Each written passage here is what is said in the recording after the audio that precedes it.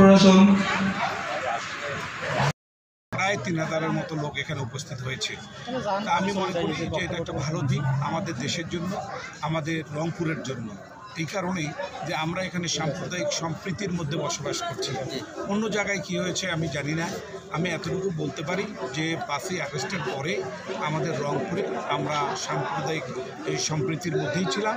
আমাদের কোনো রকম কোনো সমস্যা রংপুরে হয় নাই এবং এর জন্য ওনারা যে কথাটা বলেছেন, আমার কথা বলেছেন, আমি ওনাদের সাথে ছিলাম এবং আমার সাথে অন্যান্য রাজনৈতিক দলের নেতারাও ছিল, কর্মীরাও ছিল।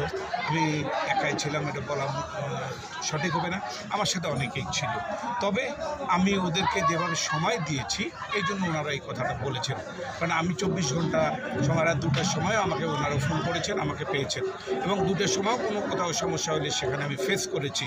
আমার নেতাকর্মীদেরকে দিয়ে আমি সেখানে কথা বলিয়েছি।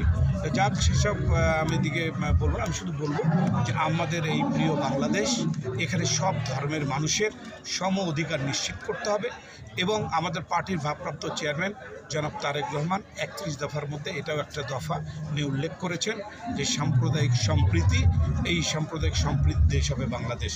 এই তারেক রহমানের এই কর্মসূচি আমি মনে করি যে এই কর্মসূচির একটা অংশ আজকের এই পূজা পুনর্মিলনী। ওনার নির্দেশেই, ওনার পরামর্শেই এখানে আমরা রংপুরে সাম্প্রদায়িক সম্প্রীতি রক্ষা করছি এবং এখানে আজকে পূজা কমিটি যে অনুষ্ঠানটা করছে এখানে আমরা সবাই উপস্থিত থেকে বিভিন্নভাবে আমরা সহযোগিতা করছি। আমি চাই রংপুরে পরবর্তীতে এই সাম্প্রদায়িক সম্প্রীতির শহর হবে রংপুর, উন্নয়নের শহর হবে রংপুর। এই রংপুরকে আমরা ধর্ম বর্ণ নির্বিশেষে সবাই মিলে একটা শান্তির রংপুর তৈরি করতে চাই। আমার এই প্রত্যাশা, এই আশা আকাঙ্ক্ষা নিয়ে আমি সামনের দিকে এগিয়ে যাব এবং রংপুরের মানুষকে আমার সাথে নেব এবং রংপুরের মানুষ ইনশাল্লাহ ধর্ম বর্ণ নির্বিশেষে সবাই আমার সাথে থাকবে।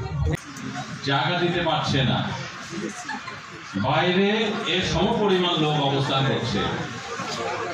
তার মানে কি আমরা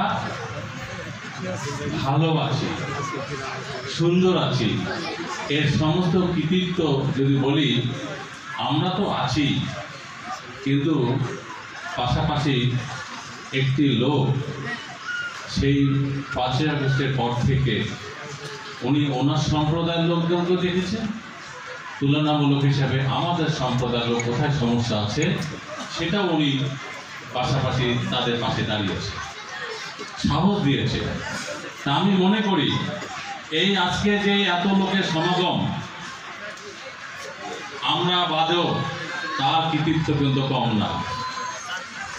তাই আমার অনুরোধ যে আমরা যেহেতু বর্তমান চাকরি ব্যবসা বাণিজ্য সুন্দরভাবে যেহেতু করে খাচ্ছি বা চাকরি করছি, এটা আগামীতেও জানি আমরা সুন্দরভাবে করতে পারি।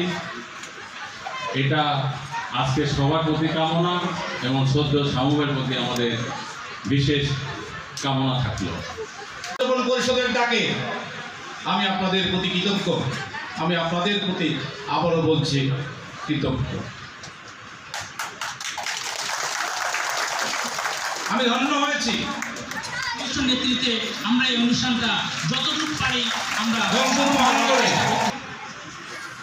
সাম্প্রতিককালে দেশের অস্থিতিশীল অবস্থায় রংপুর মহানগরের পূজা কমিটি বৃন্দ যেভাবে রাজ্যকে আপনারা পূজা সুষ্ঠুভাবে উপহার দিয়েছেন, আমি আপনাদের শ্রীচরণে প্রণাম না জানিয়ে পারি না। সনাতনী কে ভোটে জিতলো, কে হারলো, কে কি করলো, কে কোন দল করলো, কে কোন রাজনীতি করলো, এটা দ্যাটস নট ম্যাটার। আমরা এটাকে কখনোই প্রাধান্য দেইনি বা দিবও না। বল বল নিজের বাহু বল, নিজের বাহুতে যতক্ষণ বল আছে ততক্ষণ আপনি নিজেকে দুর্বল মনে করবেন না। 1978 সালে মহানগর পূজা পরিষদ নামে প্রতিষ্ঠিত হয়। পরবর্তীতে এটি 1982 সালে বাংলাদেশ পূজা নামে আত্মপ্রকাশ করে। এটি সম্পূর্ণ একটি অরাজনৈতিক এবং ধর্মীয় সংগঠন।